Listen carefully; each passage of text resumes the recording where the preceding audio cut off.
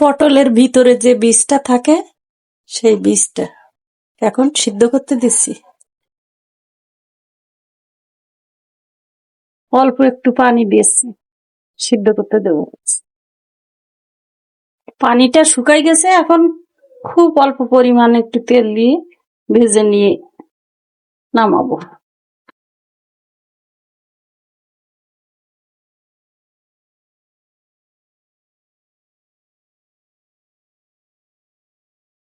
এই জিনিসটা আমরা অনেকে খাইতে জানি না, অথচ খুবই টেস্ট। তৈরি করে খেতে পারলো। ভাজা হয়ে গেছে, এখন নামিয়ে নিচ্ছি। শুকনা ঝাল ভাজতে দিছি, শুকনা মরিচটা ভাজা হয়ে গেছে, এখন উঠাই নেব। দিয়ে দিচ্ছি পেঁয়াজ রসুন।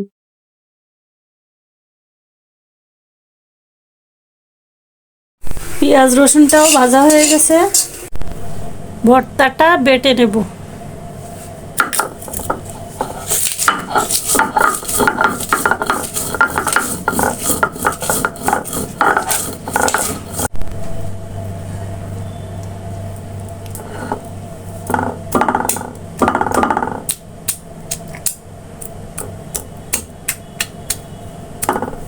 রসুন কয়টা দিয়ে দেবো।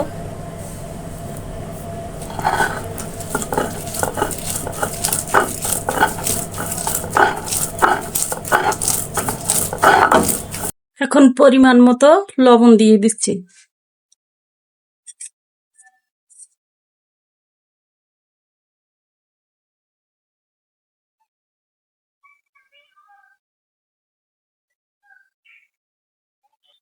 সুন্দর করে আরেকটা বাটা দিয়ে দেব। ভর্তাটা তৈরি হয়ে গেছে। এভাবে আপনারা বাড়িতে একবার বানিয়ে খেয়ে দেখবেন, অনেক টেস্ট ভর্তায়।